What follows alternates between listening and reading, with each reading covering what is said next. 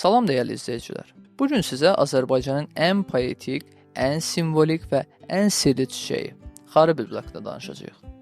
Bu çiçək sadəcə bir bitki deyil. Qarabağın nəfəsi, Şuşanın göz yaşı, xalqımızın əzm və qürur rəmzidir. Gəlin bu möcüzəvi çiçəyin hekayəsinə birlikdə səyahət edək. Xarı bülbül nədir? Xarı bülbül dünyada çox nadir rast gəlinən orkide növlərindən biridir. Bu çiçəyin ləçəyi sanki bir bülbülün başını arxadan göstərirmiş kimi formalaşıb. Məhz buna görə xalq arasında ona xarı bülbül, xarı kimi naxışlı bülbül deyiblər. Xarı bülbül soyuğa dözümlüdür. Sərt qayalıqlarda belə bitə bilir. Sanki Qarabağ insanının xarakteri kimi. Harda bitir? Bu möcüzə əsasən Şuşada, xüsusən də Çıdır düzündə, Topxana meşəsində, Köhnə Qala dərəsində və Qarabağın yüksək dağlıq hissələrində bitir. Xarı bülbül çox həssasdır. İstənilən yerdə bitmir. Onun böyüməsi üçün xüsusi torpaq, rütubət və dağ iqlimi lazımdır.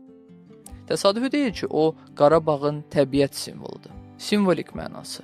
Xarı bülbül Azərbaycan üçün sıradan çiçək deyil. O həsrətin və qayıdışın rəmzidir. 1992-ci ildə Şuşa işğal edildikdən sonra xarı bülbül çiçəyi azad Qarabağa qovuşmaq istəyən milyonlarla Azərbaycanlının simvoluna çevrildi. Yurt həsrətini, miskiri, amma eyni zamanda ümid və sevginin gücünü ifadə etdi. 2020-ci ildə Şuşa azad olunandan sonra xarı bülbül zəfərin rəmzi oldu. Xarı bülbül haqqında əfsanə. Xarı bülbül barədə məşhur bir Qarabağ əfsanəsi var. Deyilir ki, Qarabağ xanının qızı müsəlman olmayan bir gəncə aşıq olur. Xan buna razı olmur. Qız isə sevdiyi ilə qaçır. Gənc oğlan yolda öldürülür, qız isə onun başı üstə günlərlə ağlayır. Allah onun göz yaşlarından bu çiçəyi yaradır. Qönçəsinin üstündəki tünd naxış qızın kədərinin izidir. Bəlkə də buna görə xarı bülbülə baxanda insan qəlbində qəribə bir ağrı və gözəllik qarışığı hiss edir. Xarı bülbül musiqidə və ədəbiyyatda. Muğam ustadları, aşıqlar və şairlər xarı bülbülü həmişə ilham mənbəyi biliblər. Bülbülün və Üzeyir Hacıbəylinin əsərlərində Qarabağ motivləri ilə yanaşı xarı bülbül obrazı da var. Şairlər onu məhəbbətin ağrısı və gözəlliyin zərifliyi kimi təsvir ediblər. Muğamda isə xarı bülbül sanki bir ornament kimi səslənir. Zərif, nazlı və sadiq. Xarı bülbülün elmi sirləri. Bu bitkinin ən maraqlı xüsusiyyətlərindən biri də onun tozlanma üsuludur. Xarı bülbül arıları aldadır, çiçəyin forması və iyi dişi həşəratın qoxusunu təqlid edir.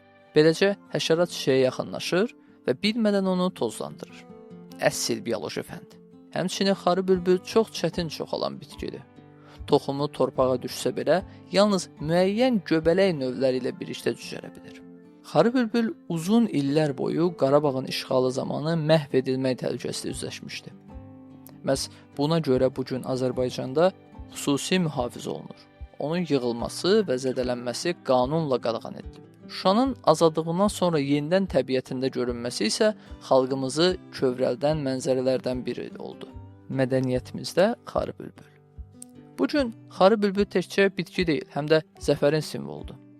Şuşada keçirilən Xarı bülbül musiqi festivalı Qarabağın yenidən dirçəlişini dünyaya nümayiş etdirir. Azərbaycanın bir çox dizaynlarında, suvenirlərdə, abidələrdə, hətta medal və ordenlərdə xarı bülbül təsviri var. Bu çiçək həm keçmişin yarasını, həm də günün sevincini, həm də gələcəyin ümidini birləşdirir. Xarı bülbül bir çiçəkdən daha da artıqdır. Bu, Azərbaycanın ruhu, Qarabağın nəfəsi və xalqımızın qürurudur. Onun zərifliyi içində böyük bir tarix, bir mədəniyyət və bir mübarizə yatır. Bu video xoşunuza gəldisə bəyənin, paylaşın və kanala abunə olmağı unutmayın. Növbəti videolarda hansı mövzunu istəyirsiniz?